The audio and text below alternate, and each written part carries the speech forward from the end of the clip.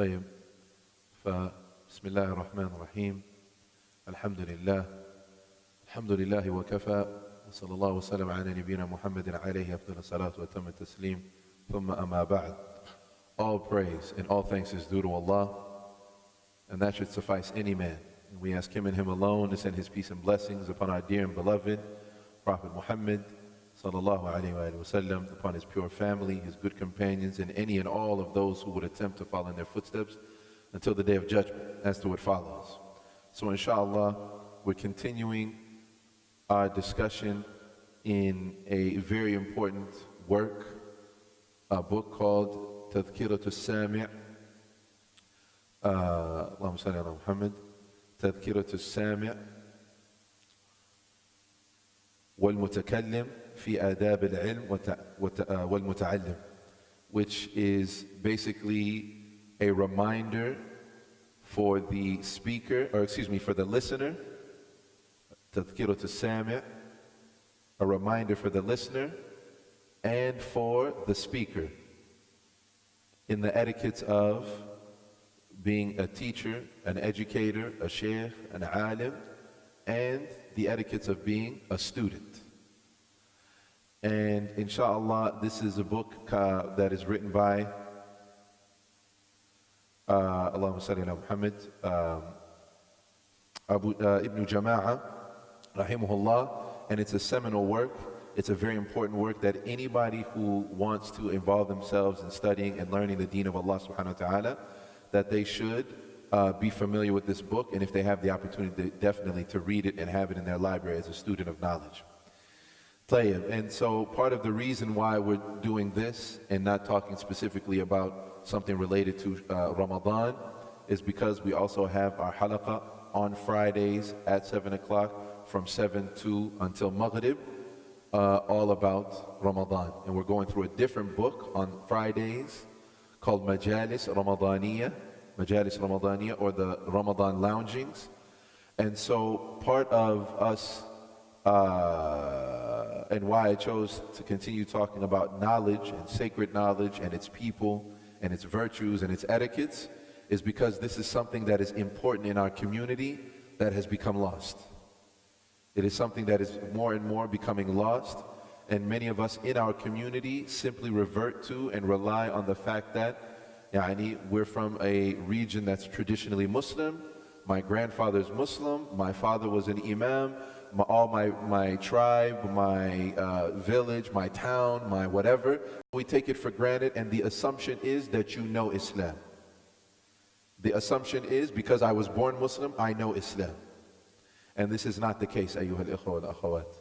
It is not the case simply because you are born Muslim, right, that you know Islam. It very well could be that you may have even grown up in the masjid and may not know Islam. There are many times, for example, I'll use myself as an example. I also, from a very early age, was around the masjid with my family, right? But most of the masajid here in the Twin Cities speak one language or another other than English. And so even though I used to go to the masjid, the khutbahs, I didn't understand what they were saying. The halaqat, the muhadaras, when they have a sheikh come in from out of town, they would always speak a different language other than English. And I'm taking myself as an example, that's the language that I knew. But most of the masajid, they weren't speaking that language. And so even though I was around the masjid considerably, I still didn't know a lot of things about Islam. Some of the basic fundamental things. And it wasn't until later on that I became an adult that I finally had the opportunity to go abroad and study and learn and so on. But my point is, there are many young people who grow up in the masjid today who, if you ask them some basic fundamental thing, for example, about making wudu, or what are the pillars of the salah, and a pillar of salah is if you are missing that pillar, a rukn, your salat is invalid. Your salah is invalid. So for example, you know when you say Assalamu alaikum wa rahmatullah, Assalamu alaikum wa rahmatullah, it's two, right? You say it 2 times. The first one is considered a rukn. You have to do it in your salah. And if you don't do it, your salat is not valid. Ma fi salah, no salah, right? The second one is considered min al-wajibat. It's not a rukn, it's wajib. You should do it, it's better to do it, but if you forgot on accident, for example, you don't have to repeat the whole salah from the beginning. But if you forgot the first one, you would have to repeat and you got up and you left, you would have to repeat the whole salah from the beginning, just because you forgot to say Assalamu alaikum wa rahmatullah, and it's all the way at the end. But you see, a rukn is very important. But if you were to ask many young people, and when I say young people, I don't mean kids and I don't mean little teenagers. I mean somebody 17 years old, well, that's, I guess, still a teenager, but 17, 18, 19, college age, many of them wouldn't be able to tell you that. They wouldn't know. Even though what? Even though they may have grown up in the masjid. And part of that, brothers and sisters, as we said, is us taking for granted that we were born Muslim, and we forget that. Allah subhanahu wa ta'ala said in Surah Hujurat, فَضْلٌ مِّنَ اللَّهِ وَنِعْمَةٌ فَضْلٌ مِّنَ اللَّهِ وَنِعْمَةٌ. That He called it, that you have iman, that you have faith, it's a virtue from Allah. And a ni'mah is a blessing, meaning it's like a gift from Allah subhanahu wa ta'ala.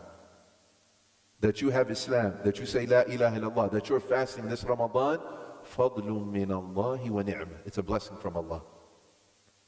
And so, in order for us to understand not just about Ramadan, and not just about fasting, and not just about, but virtually every aspect of the religion, we have to learn our deen. But if we take learning for granted, then you're taking for granted in reality the rest of the religion. So that's why we chose to continually talk about, over these weeks, to talk about sacred knowledge.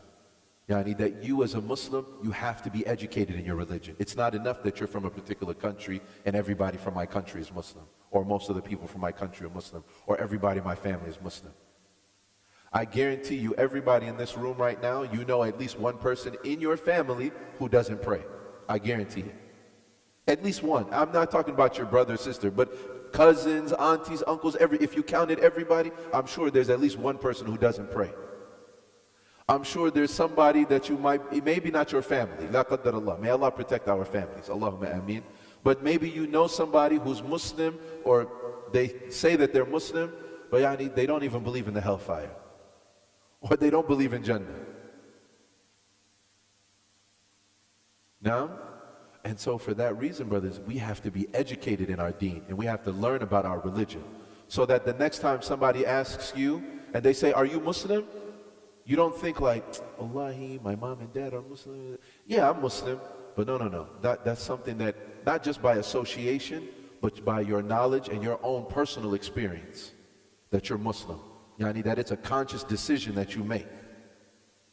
And you cannot do that unless you have knowledge. And when we say knowledge, yani we mean knowledge of the book of Allah subhanahu wa ta'ala, knowledge of the sunnah of the Prophet alayhi salatu wasalam, knowledge of the aqwal of the salaf, of the sahaba, the statements of the sahaba, ridwanullahi alayhim, right? And those scholars who came after them.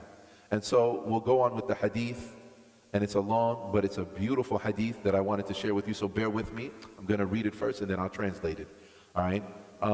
And this hadith, it has a number of different transmissions and narrations, but this one is in Abu Dawood and At-Tirmidhi and Ibn Majah. But anyways, it says, من سلك طريقا يلتمس فيه علما سهل الله سلك به طريق من طرق الجنة وإن الملائكة لتضع أجنحتها لطالب العلم لرضا الله عنه وإن العالم ليستغفر له من في السماوات ومن في الأرض حتى الحيتان في جوف الماء وإن فضل العالم على العابد كفضل القمر ليلة البدر على سائر الكواكب وإن العلماء ورثة الأنبياء وإنما الأنبياء لم يورثوا دينارا ولا درهما وإنما ورثوا العلم فمن أخذه أخذ بحظ وافر. And so this beautiful, beautiful statement of the Prophet ﷺ speaking about sacred knowledge. And the one who wants to take the time to learn their religion, and the one who wants to take the time and investment and persevere and have forbearance in learning their religion. He said, "Man salaka tariqan yatlubu fihi ilm." Whoever treads a path, they start going on that path. They've made the decision, and now that conscious decision, not because they were forced to go to Duksi, not because somebody made them do it and forced them or whipped them or spanked them or made them stand in a corner or whatever, not when they were kids, but they made a conscious decision for themselves. And they were seeking sacred knowledge so that they can learn their religion and implement the religion and practice it the way that it should be, not by just guessing. سُلِكَ بِهِ طَرِيقٌ مِّن طُرُقِ الْجَنَّةِ. Then it will be made, they will be placed squarely on a path that are from the different pathways to paradise. Sulika, right? And this is mabni lil majhul, which means like who does the placing. It doesn't say it, but that person will be placed, as opposed to saying Allah will place them. It just says the person will be placed on one of the pathways to paradise. And so here you have the Prophet ﷺ unequivocally telling you and me that if you want to be on the pathway to paradise, you need to do what? And it's not a rhetorical question. What do you need to do? If you want to be placed on the pathway to paradise, follow Rasulullah. But how can you follow him if you don't know about him? So what you got to do if you don't know? You got to study, you got to learn. If you want to be placed on a pathway to paradise, you need to study, you need to learn. And in that way, then you will be placed on the pathway to paradise, if you study and learn. Does that make sense? It doesn't mean you have to become a sheikh. You don't have to give the khutbah. You don't have to be the khatib. You don't have to be the one who's giving the halaqah, but you have to have some kind of learning involvement in your life so that you can practice your religion. طيب? But it doesn't stop there. He says, وَإِنَّ الْمَلَائِكَةَ لَتَضَعُ أَجْنِحَتِهَا لِطَالَبِ الْعِلْمِ لِرِضَى اللَّهِ عَنْهُ. And it says the angels لَتَضَعُ أَجْنِحَتَهَا. Ajniha means their wings. They lower their wings. They lower their wings for that student of knowledge because Allah subhanahu wa ta'ala is pleased with them. Out of humility for what that student is doing, what that Muslim is involving themselves in, and that Muslima, what she's, because they're involving themselves in making themselves better Muslims. Because the brother, he said to follow the Prophet Muhammad sallallahu alaihi wasallam. That's what you said, right? And in order for you to follow Prophet Muhammad sallallahu alaihi wasallam, you have to learn. And if you're trying to learn, not so you can become famous, not so you can become Instagram famous or YouTube famous, but so that you can what? As he said, to follow Prophet Muhammad sallallahu alaihi wasallam. And why do you want to follow Prophet Muhammad sallallahu alaihi wasallam? For what reason? Because that's the coolest thing to do today? Why do you want to follow Prophet Muhammad? Why would any of us want to follow Prophet Muhammad sallallahu alaihi wasallam? To go where? To go to paradise. Because you want to go to Jannah. And so because you're learning and studying because you want to go to paradise. And who's going to put you in paradise? Sheikh, who's going to put you in paradise? Allah subhanahu wa ta'ala. So you're doing it for the sake of Allah. And if you're doing it for the sake of Allah, that pleases Allah subhanahu wa ta'ala. That makes him happy. And if Allah is happy with you, then the angels are pleased. And the angels, they lower their wings for that individual. But the Prophet ﷺ didn't stop there. He didn't say just that Allah is pleased with that person, which wallahi, that should be enough. If Allah is happy with you, are you going to the hellfire if Allah is happy with you? Where are you going, Sheikh? Where's the person who Allah is happy with them, He's pleased with them? Where are they going? Jannah or Nar? Sheikh, where are they going? Jannah. طيب. But he doesn't stop there. He said, وَإِنَّ الْعَالِمَ لَيَسْتَغْفِرَ لَهُ مَنْ فِي السَّمَاوَاتِ وَمَنْ فِي الْأَرْضِ حَتَّى الْحِيتَانُ فِي جَوْفِ الْمَاءِ. He said that for the student, for the alim, for the sheikh, right? لَيَسْتَغْفِرُ لَهُ مَنْ فِي السَّمَاوَاتِ وَمَنْ فِي الْأَرْضِ. That everything in the heavens, and that means the birds, that means everything that flies, that means even the stars, the sun, everything that's in the heavens is making istighfar for that person. And everything on the earth is making istighfar for that person, asking Allah, oh Allah, forgive that person. And the Prophet ﷺ said, حَتَّى الْحِيتَانُ فِي جَوْفِ الْمَاءِ. And even the fish and the whale in the ocean, they're making istighfar for themselves? No, for the alim. All of them, all that are in the heavens, all that are on the earth, and even those that are in the sea. The fish, the octopus, the seahorse, the swordfish, akhi, making dua for the alim. In whatever language that they speak. Allahu a'lam what language they speak. But Allah subhanahu wa ta'ala, He understands it all. But that virtue is for who? The one who's the alim. And the reason why we're mentioning this, brother, this should remind us that, akhi, we should be trying our utmost to be that person. We should be trying our best to be from amongst those, so that everything in the heavens, akhi, the bugs that are flying around, you know, when you go like this in the summertime and you're like, the mosquitoes and the gnats, imagine, brothers, all those things, because they're flying around. He said, man fis samawat, everything that's in it, they're making dua for you. Every time you see birds flying around, seagulls, pigeons, eagles, etc., making dua. For who? For the alim. And I ask that Allah subhanahu wa ta'ala make us from amongst them. Allahumma ameen. He said, وَإِنَّ فَضْلَ الْعَالِمِ عَلَى الْعَابِدِ كَفَضْلِ الْقَمَرِ لَيْلَةِ الْبَدْرِ عَلَى سَائِرِ الْكَوَاكِبِ. And he said, the virtue of the scholar. And by the way, I should clarify and define when we say scholar. It's not someone simply who, right, has a lot of degrees on their wall. But someone who, not only do they have knowledge, not only do they have knowledge, but they are busy educating people, empowering people, elevating their community. That's the real alim. He has knowledge, and he doesn't just sit at home with his knowledge, but he's busy teaching the people what they need to know about their deen, what they need to know about Allah subhanahu wa ta'ala, what they need to know about the Prophet Muhammad sallallahu alaihi wasallam, so that then when they move and they operate in their marriage, in their business, in their schooling, in their personal interactions, their interpersonal communications, they can do it according to what? The knowledge that they've been taught. That's an alim. The one who teaches and educates his community. Because when you share, because you know what happens when you teach somebody something?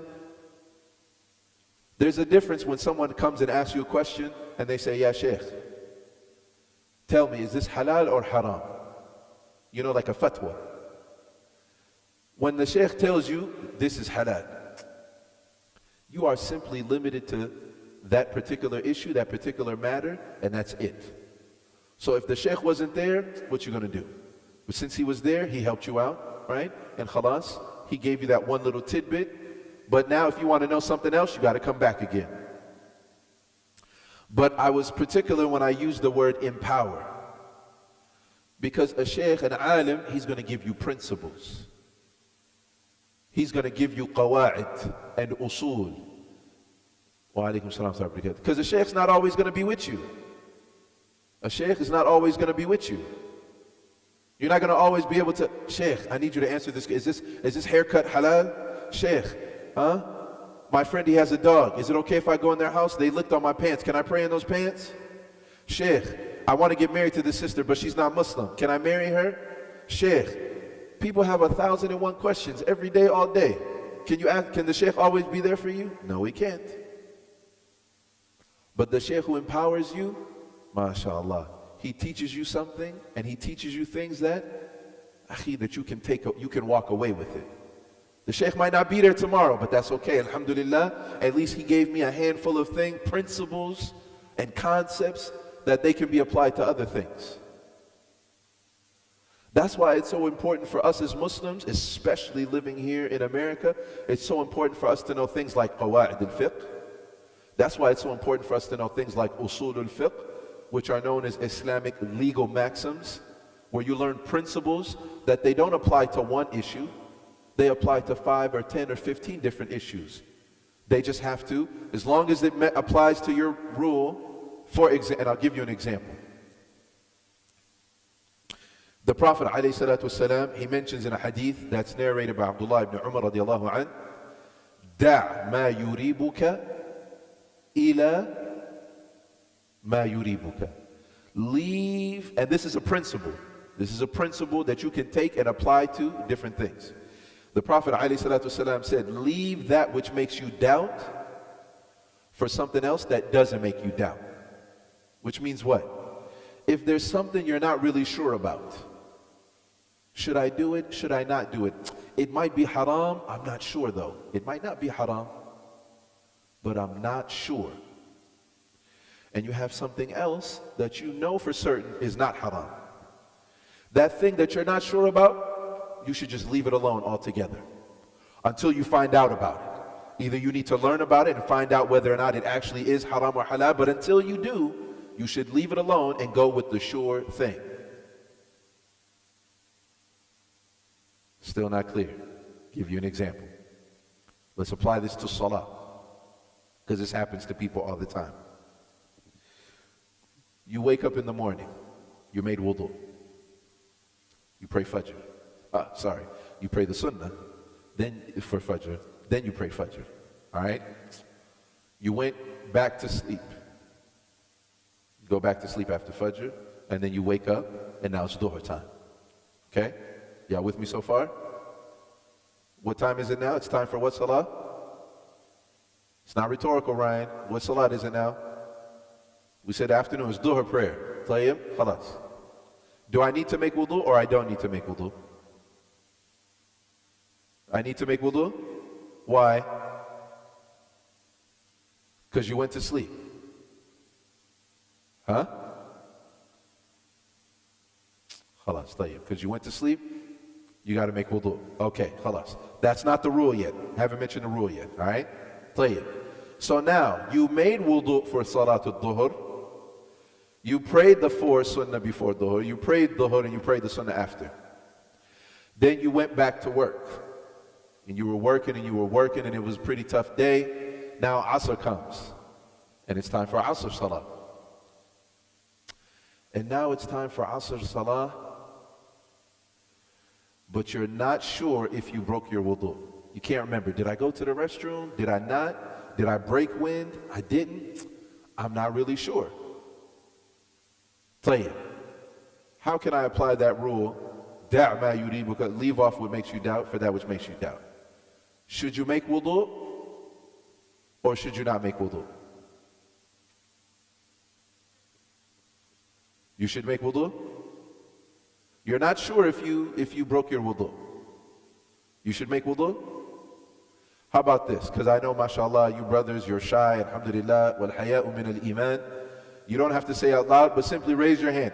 If you think you have to make wudu because you're not sure if you broke your wudu, raise your hand. Okay, And those of, okay. You're not sure if you broke your wudu. Are you sure that you made wudu for Dhuhr? You're sure, right? That was the example I gave, that you made wudu, you prayed Dhuhr. You're certain that you made wudu. But you're not certain that you broke your wudu. And the Prophet ﷺ said, leave whatever you're not sure about, leave it alone, and go for what you know for sure. So you know what that means? You shouldn't make wudu. You shouldn't make wudu. Why? Because you're not sure if you broke your wudu, but when you think about it, you be like, hold on, I know for certain I prayed Dhuhr. I remember that, because I had a chance to go, and the brother invited me to go to the masjid, so we went together. Alhamdulillah, we prayed, and then we came back to work. But I'm not sure if I broke my wudu. So the principle is what? Whatever you doubt, you're not sure about, you leave it alone. So the point is what? You don't have to make wudu. All right, that one might have been a little bit too much. I'll give you another one. I'll make this more simple. You filled out your FAFSA form. Y'all know what that is, right? Huh?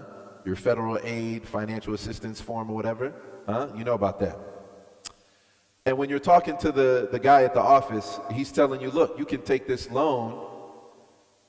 And the way he explains it to you, you're not really clear. I didn't really understand. Is there interest in it or there's not interest? But you were too shy and you're in a rush anyways, so you left his office before getting any clarification. But the deadline is in 2 days. Deadline to finish the form is in 2 days. where you could potentially get this loan, where it seems like he's saying there's no interest, but I'm not sure if there's interest. I'm not really sure. What should you do? Should you go ahead and fill out the form, send it anyways, and get the loan? If you're not sure? Yes or no? Sheikh Saeed, why not?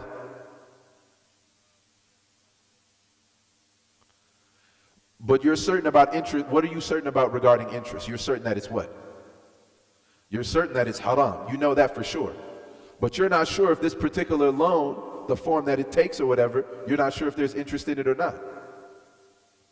So, you don't have to walk away from it. You're a miskeen, poor student, akhi. You living on a diet of ramen noodles and Diet Coke, Allah musta'an. Not even Diet Coke, akhi, the little no-name brand from Aldi's, akhi, Allah musta'an. Tayyib. So what should you do? What should you do, rather than just walk away from it entirely? So do what?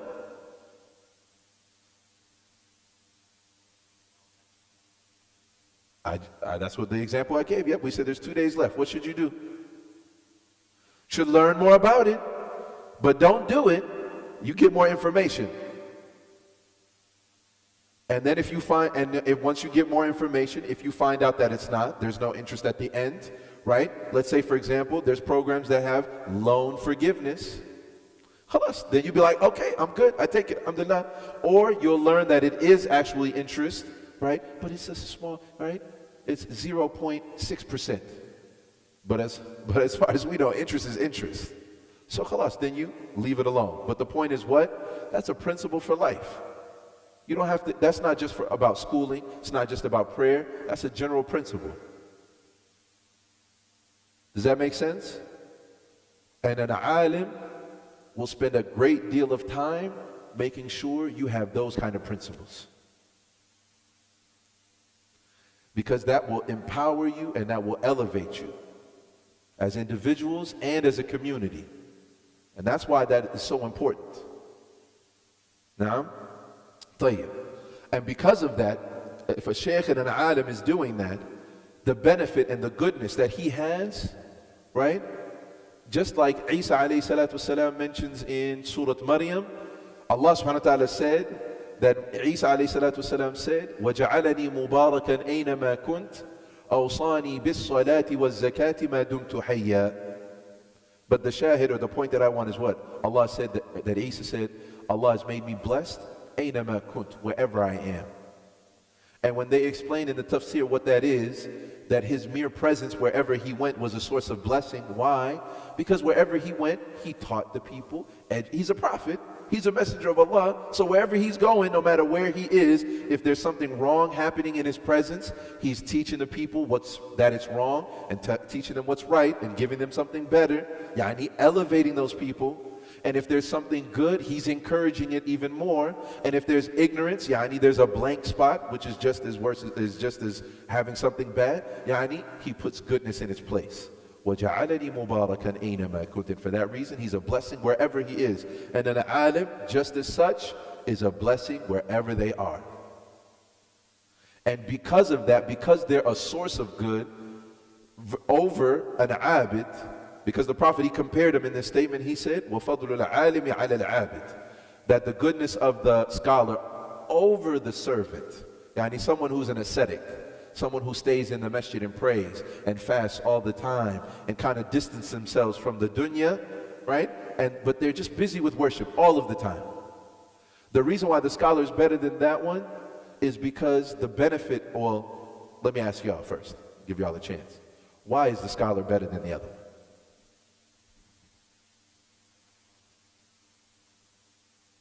Spreading how so? What do you mean? Hold on 1 second, one at a time. I know I got 2 ears, but I can only hear one voice, inshallah. Now, just 1 second. Go ahead.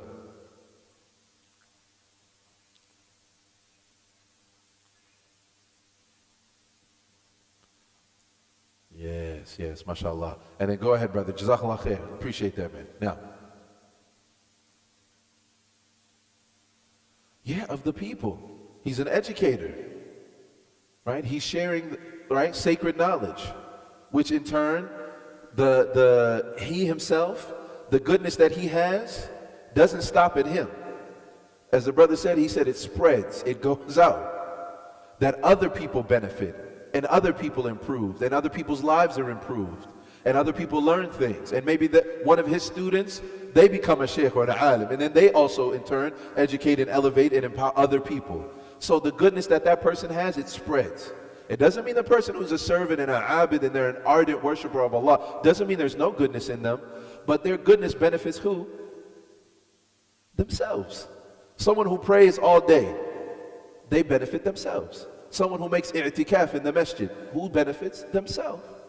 If they fast, who benefits? That individual themselves.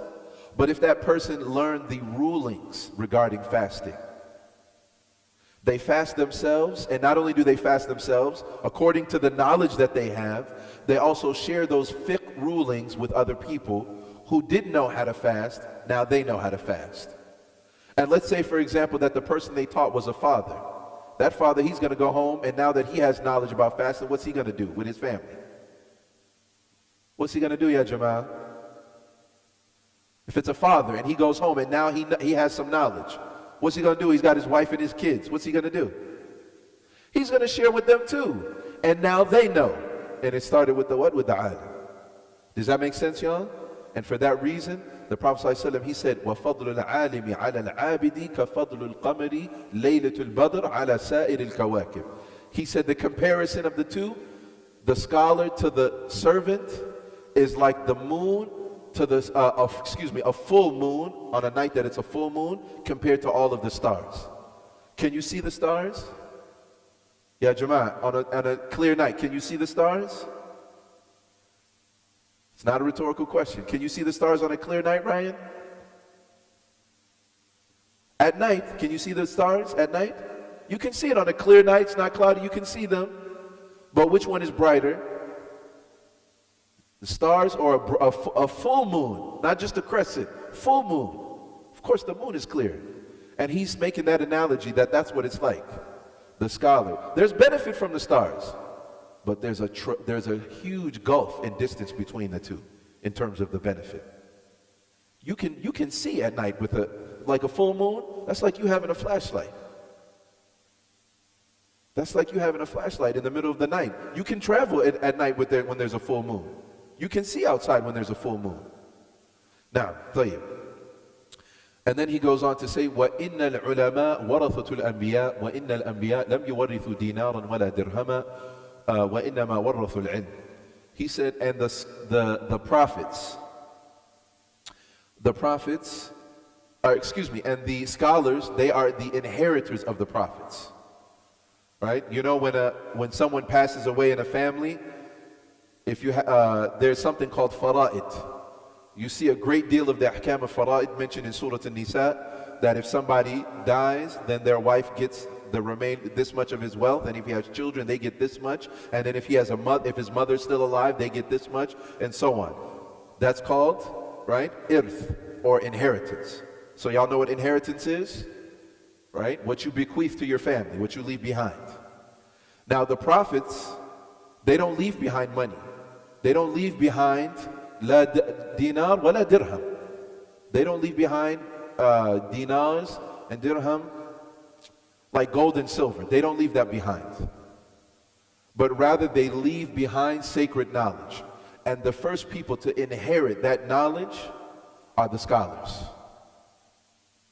That's what they inherit. And so, subhanallah, فَمَنْ أَخَذَهُ أَخَذَ بِحَظٍ وَافِرٍ. And so whoever partakes of that inheritance, then they have gained something tremendous. It's like a huge, huge portion of this life, and a huge inheritance for them to be able to partake of the inheritance of the prophets. Now, the reason why I took some time on this hadith, brothers and sisters, is that whenever you sit down to learn a hadith, whenever you sit down to learn an ayah of the Quran, you have to understand you are partaking of and taking from the inheritance of Prophet Muhammad sallallahu alaihi wasallam. You're inheriting from him. Now, most people, if we were called and somebody told you you had some eccentric aunt or uncle that had like a bunch of money, right, that you don't even know, but they left the inheritance to you, all of us would be happy. You'd be like, I don't know who Uncle so-and-so was, but alhamdulillah, he left me he left me a bunch of money. You would be happy.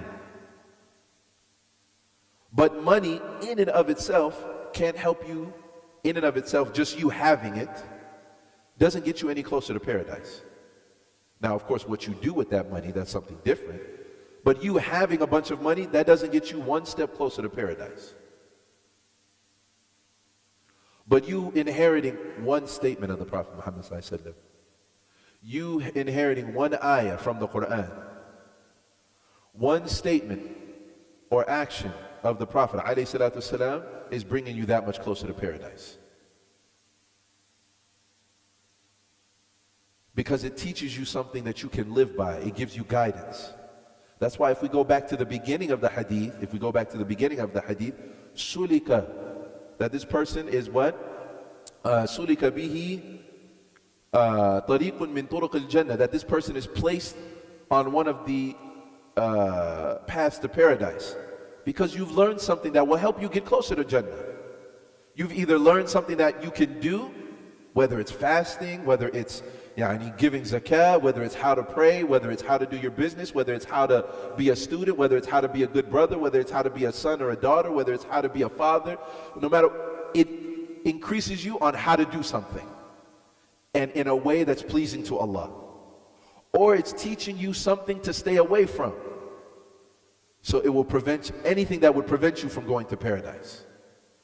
Now, and for that reason, brothers and sisters, I just encourage myself, and I remind and encourage all of you that we do our utmost best, that we have in our schedule, in our daily life, just like those of us who are students, who you have your schedule every semester. It's printed out. You know exactly what classes you're going to take, what books you're going to be reading, right? And you prioritize it and you make time for it. Make time for the deen of Allah subhanahu wa ta'ala. None of us forget to eat breakfast, lunch, and dinner. It's fixed into your schedule. Learning the religion of Allah subhanahu wa ta'ala should be somewhere fixed in there. Again, I'm not saying you have to become the Grand Mufti. I'm not saying you have to become the Sheikh Alim Mufti Sahib. If you want to, alhamdulillah, may Allah bless you in that and make it easy for you. But again, we're talking about each and every single Muslim, right? So that when you say about prayer, that you know how to pray. Not just because out of just ritual habit and you've never gave it any thought. That when you read the Quran, that you're not 27, 32, 52 years old and still reading the Quran in Arabic and not knowing what it means and never reading it in your own language. Iyaka wa iyak.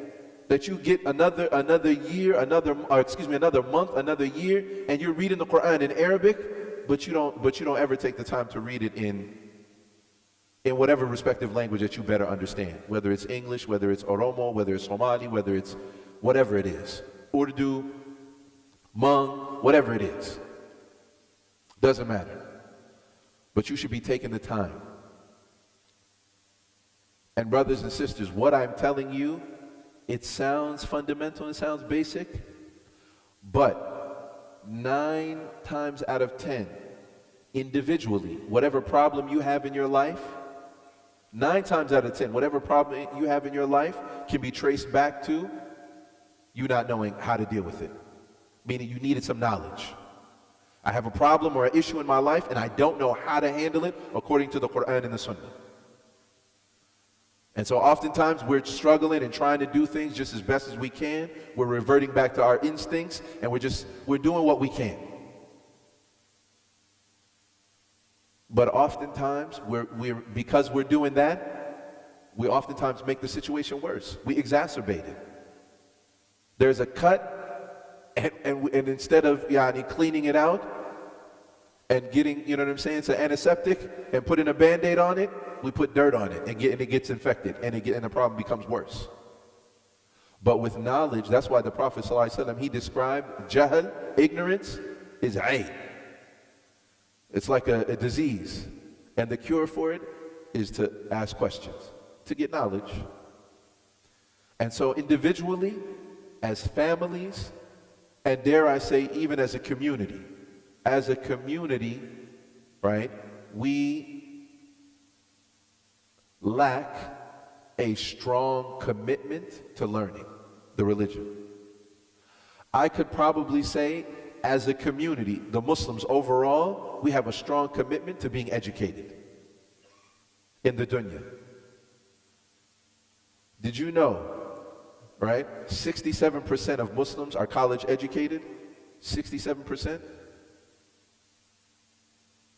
Do you know that's more than the average American? Because the majority of Muslims are immigrant Muslims. The majority of them, overwhelming majority of them. 67% of them, right?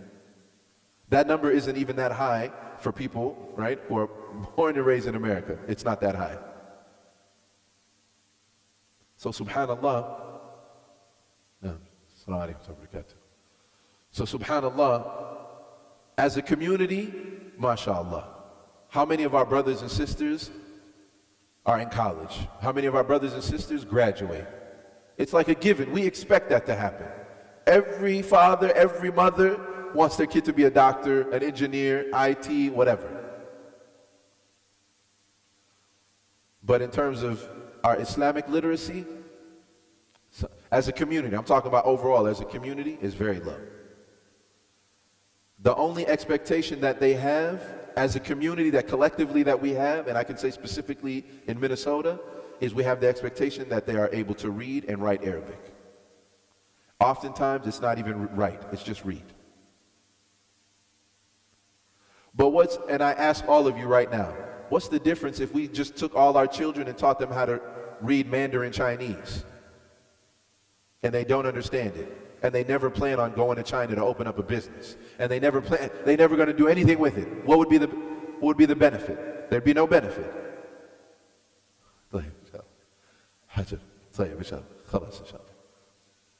And it's almost the same thing. We're teaching them how to read Arabic, but we don't teach them what it means. We don't teach them what to understand it. We don't teach them to read the tafsir. We don't teach them the rulings, the wisdom behind it. And that's a communal problem. And for that reason, that's why we need to change that, brothers and sisters. We need to change that as a community. And it starts with all of us. There's no one person, there's no one individual that you can pinpoint. You can't point to a particular imam or a particular masjid and be like it's their fault. You can't point to a particular mom or dad and be like it's just their fault. It's the mom and dad's fault. It's the parents' fault. We can't do that. And you know what happens? There's a concept in Islam, in fiqh, called fard al-kifaya and fard al-ayn. Fard al-ayn and fard al-kifaya. Fard al-ayn is an individual responsibility. For example, you individually are responsible to pray Fajr, Dhuhr, Asr, Maghrib, Isha. Nobody can do that for you on your behalf. Nobody can do that for you. Fasting the month of Ramadan, I can't fast Ramadan on your behalf. You are that's called Fard al-Ayn, meaning an individual responsibility. You have to do it. If you don't do it, you're liable in front of Allah subhanahu wa ta'ala, meaning you'll be punished by Allah if you don't do it. That's the individual responsibility. Y'all with me so far? Then you have something that's called Fard al-Kifaya. It literally means the obligation of sufficiency, but what it means is the communal responsibility. It means a communal responsibility. Do all of us have to be imams? No. We need some doctors, Muslim doctors. We need some female Muslim doctors, some gynecologists. You know the OGBYN? We need some Muslim sisters doing that. And I hope those of you who are married, y'all know what an OGBYN or a gynecologist is. But it's the guy who specializes in helping women when they're about to have babies, or when they're pregnant. There should be sisters, Muslim sisters, who do that. And we need IT, and we need engineers, and we need plumbers, and not everybody's going to be a sheikh, and not everybody's going to be an imam. But we need some imams. Some of y'all got to be sheikhs. Some of us, they push our sons to be doctors and lawyers. There has to be some parents in the community who, my son is going to be a sheikh, inshallah. And we're going to support him, and we're going to pay for his school, and we're going to try to get scholarships, and we're going to tutoring and blah. You know, the same thing that we do now for the kids to be doctors and lawyers and engineers and blah, blah, blah, all the tutoring and all the daycare and all the extra stuff that we have to do that for. Some of us have to be sheikhs. Now, what's this got to do with the communal responsibility? If there are no imams, Allah will ask the entire community. He's not going to ask all of us about your prayer. But the fact that there's no imams in the community, Allah is going to ask the entire community. If there are not enough teachers in the community, then it becomes a communal responsibility. Some from within the community have to stand up to fulfill that responsibility. Meaning enough teachers to teach the community. Once there are enough teachers to teach the community, then the liability and responsibility falls on the rest of the community. Now, okay, alhamdulillah. I'll give you a quick, small example. If someone walks in the door and says, Assalamu alaikum to all of us, it is a communal responsibility. Someone has to say, Wa alaikum assalam. Wajib. Somebody from us has to say, Wa alaikum assalam. At least one of us. If one person says, Wa alaikum assalam, that's enough. We don't all have to say, Wa alaikum assalam.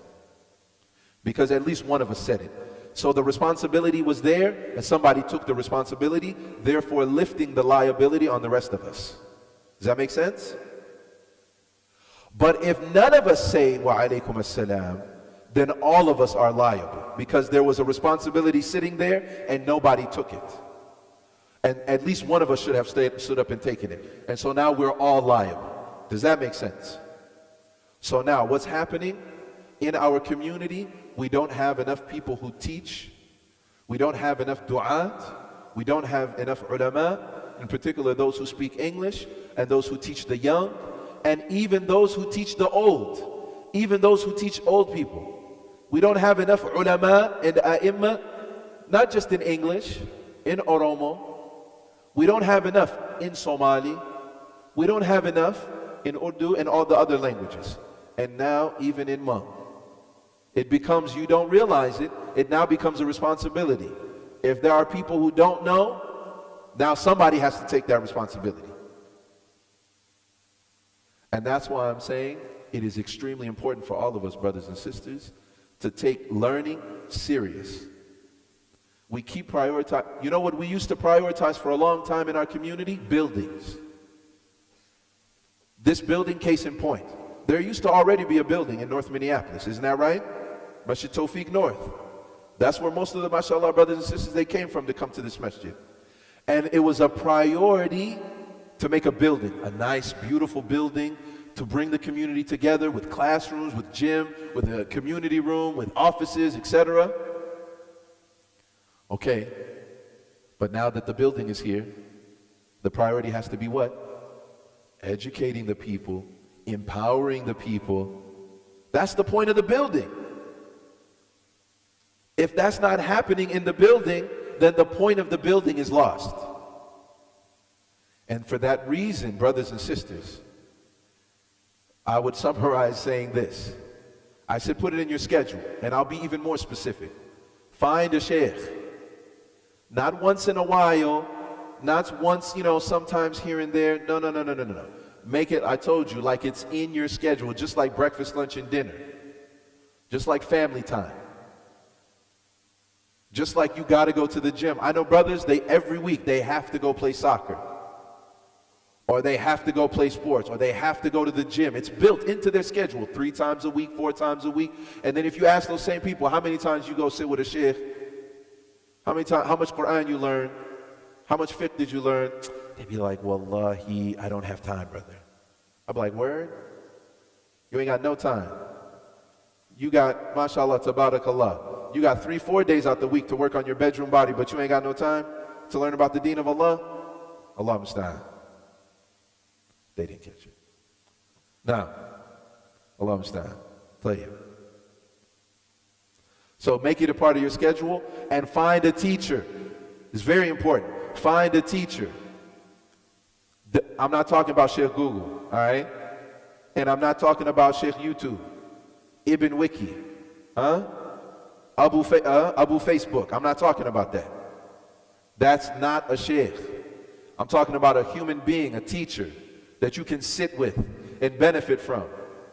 And so because you know what happens, and I'm going to give you what happens when you don't. When you don't have a teacher and you just rely on the internet, you know what happens? What happened? I don't. I wish I did. But we fasted. We fasted. I'm a Saim. What the Saim? What happens is, brothers and sisters, people can be misguided. Case in point, brothers and sisters. Wallahi, it breaks my heart. Do you remember the young 11 brothers who got locked up?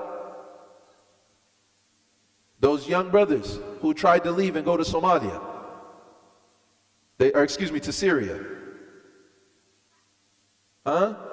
19 years old, 20 years old, 17 years old, 18 years old, doing federal time in prison, federal prison. It's not juvenile detention center. These dudes, subhanallah, some of you, your kids will be adults by the time they get out of prison. Why? Why did they try to go to Syria? And why did they get locked up? Because they were on the internet without a sheikh. And they were listening to a particular sheikh who was telling them they should go, they should do this, they should do that. And they listened, and there wasn't people there to guide them. And so sometimes people don't understand the stakes that are the high stakes that ignorance can cost you. It could be something as mundane as you didn't pray your salat properly to you doing 25 to life in a federal penitentiary. May Allah subhanahu wa ta'ala protect us. Now, and I want to close by making one more point, inshallah.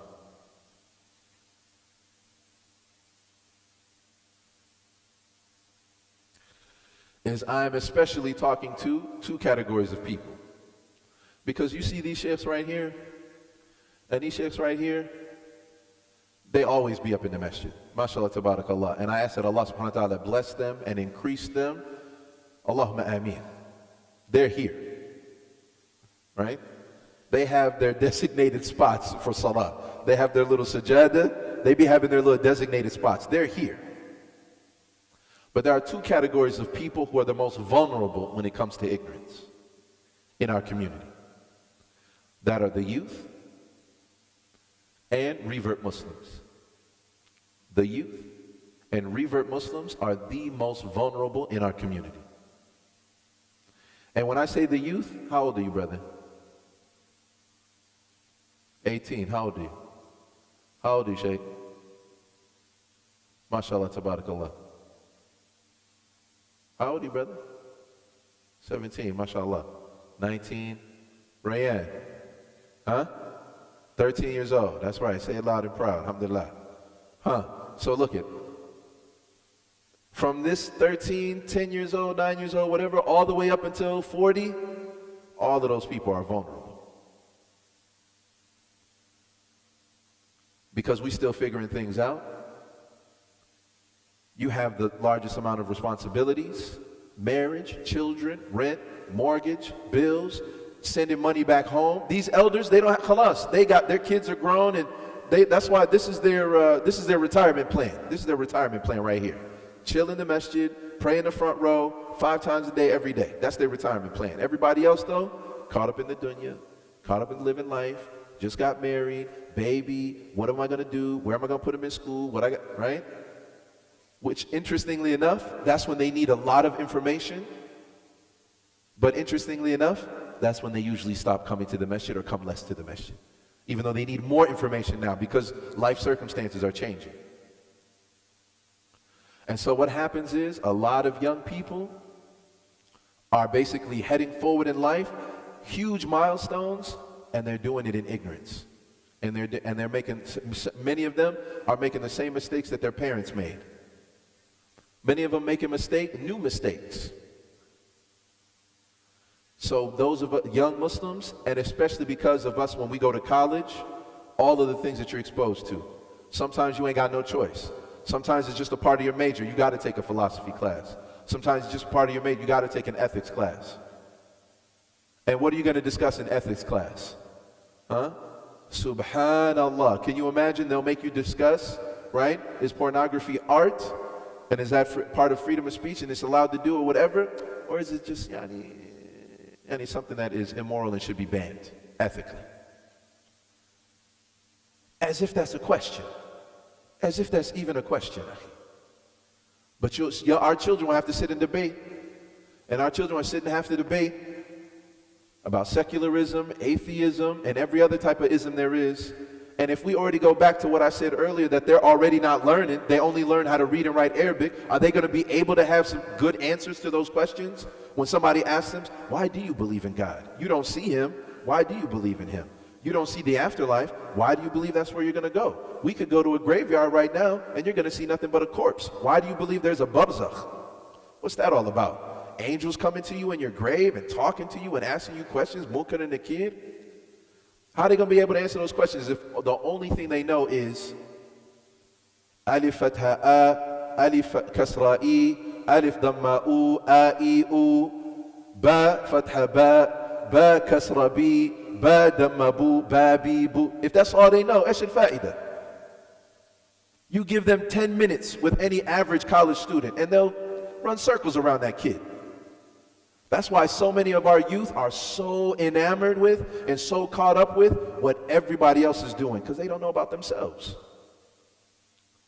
And so everything else looks cooler and everything else is more interesting. At the very least, I understand what's going on over there. At the very least. Even if it's not cool or interesting, at least they know what's going on. But if I hope I'm not going on this long tangent nobody understands. Y'all understand what I'm saying? Does this make sense, y'all? That's why our youth are so vulnerable. Y'all don't know. I talk to students or brothers and sisters who they left Islam. They'd be like, I'm an atheist. I'm like, what was your problem with Islam? Is it something you didn't believe in? Tawheed didn't make sense to you? That's illogical? What reason? And you know most of the time what they say, it's not on any theological ground. It's not because of our aqidah, but most of the time, culture, most of the time because of the way things are done or whatever. But it's almost never about what Muslims believe. It's almost always some social justice issue or something like that, which could be easily explained in Islam. So we said young Muslims and new Muslims. And the reason why I say new Muslims as being vulnerable and just as vulnerable, if not more, than our youth is because once they embrace Islam and they have a zeal and they have an energy and they want to, many of us don't understand because we have our social network, many of them are committing social suicide. They can't hang out with their friends like they used to. If they were a male and they had females who were friends, khalas, that's all cut off. And if they were a female and they had male friends, khalas, that's all cut off. And if she's a female, she's got to put on a hijab. Now all of a sudden she sticks out like a sore thumb no matter where she goes. Even if she's had a job for 10, 15 years, people going to be like, what's wrong with you? What you got on your head? What's that for? Right? Wa alaikum assalam wa rahmatullahi wa barakatuh. It's going to seem like it came out of nowhere. Now all of a sudden, in the places that used to be their regular stomping grounds, they become outsiders. But it's supposed to be okay. It's supposed to be okay. Why? Because we're supposed to absorb them and embrace them. And we're your new community, and we'll take care of you, and we'll make sure you learn, and we'll make sure we're going to hang out with you. We're your new friends now. We're going to do fill all these needs for you, all those voids that are happening. Don't worry about Eid. Don't worry. We're going to have a nice big old Eid party. You're going to come over and smash, and it's going to be wonderful and beautiful. But ask most revert Muslims, Eid is one of the worst times. That's one of the worst times I have. You know why? Because you're going to hang out with your family. I'm going to go hang out with my family. You're going to hang out with your family, right? And who are they supposed to hang out with? On Eid. They're going to come and pray, And then everybody else is running off to go visit cousins, aunties, uncles, nieces, and nephews. And where's Sister Jessica supposed to go? Her father Islamically can't even, haram an yakuna waliyan laha fi zawaj mathalan. What's she supposed to do? What's Marcus supposed to do? And so because of that, they are extremely vulnerable. And so I especially speak to my revert brothers and sisters, is that you should be far more keen to learn the deen.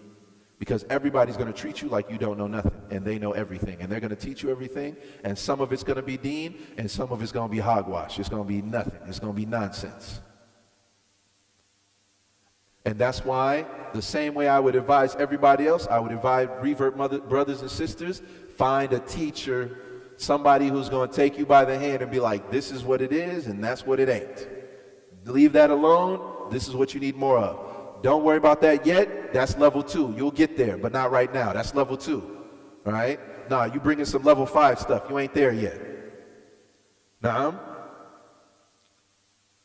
And the vulnerability here, brothers and sisters, is that they could potentially leave Islam. And these two categories and these two groups are very similar to each other. Which is why it is so important. It is so important for those of you who are fathers and mothers. I know, English may not be your first language. I know. I'm not saying, babe, you need to provide resources for your children.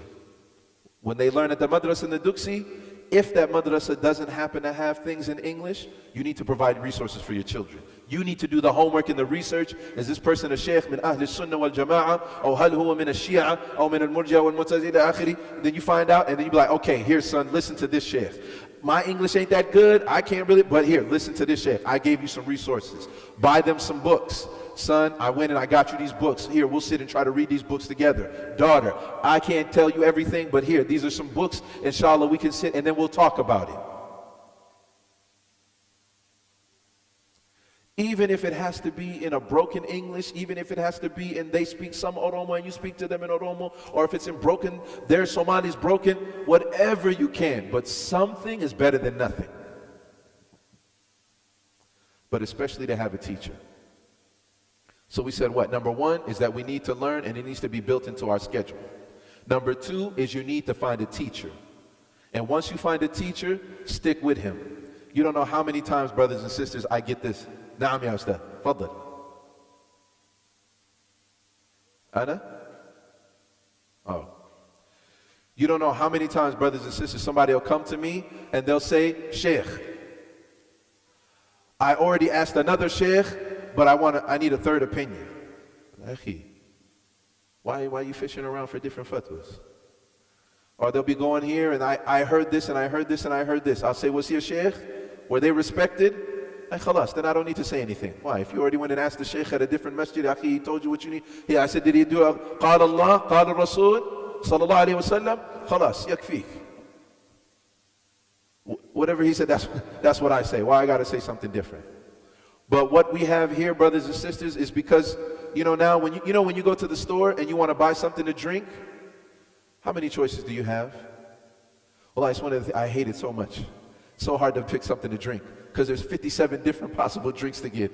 It's not just Red Bull, it's Red Bull and Monster and 14 other new different brands. Like, which one do I get? Which one is the good one? Which one is bad for me? Which one is good for my... People are used to that variety and that choice, and they relegate their religion to be in the same status, like it's a cheeseburger.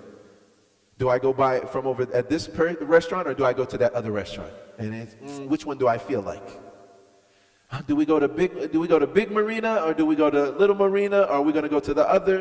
What's that other one? I forgot the name of that other buffet place. But whatever other Muslim restaurant, they just want variety, as opposed to what's going to benefit them the most. And so now, speaking about the teacher, the Prophet ﷺ, Ibn Sirin, right? He said this ilm is deen. This knowledge is deen. So you should look at who you take your deen from. So I said, number 1 is build time for the knowledge in your schedule. Number 2 is get a teacher. When you find a teacher, right, have some kind of vetting process. Is he from Ahlul Sunnah wal Jama'ah? Is he a good teacher? Is he a reputable teacher? Right? Does he have some kind of credibility? And if he does, then benefit from him and take from him. Right? This is very, very important. And I ask that Allah subhanahu wa ta'ala, He guide us to show us the truth for what it is and to give us the strength, the courage, and sincerity to follow it. And I also ask Allah subhanahu wa ta'ala that He bless us with beneficial knowledge and that He benefit us by the knowledge He's already given us. And I also ask Allah subhanahu wa ta'ala to show us falsehood for what it is, to give us the strength, the courage, and the sincerity to stay away from it, to call against it, to defend against it when necessary. Allahumma arina al-haqqa haqqa warzuqna ittiba'ah. Allahumma arina al-batila batila warzuqna ijtinabah.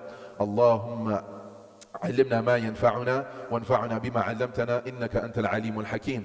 اللهم آت نفوسنا تقواها وزكيها أنت خير من زكاها وأنت وليها ومولاها يا رب العالمين. وآخر دعوانا الحمد لله رب العالمين. سبحانك اللهم وبحمدك أشهد أن لا إله إلا أنت أستغفرك وأتوب إليك. So, alhamdulillah, we finished. Inshallah, I just wanted to quickly add for brothers and sisters here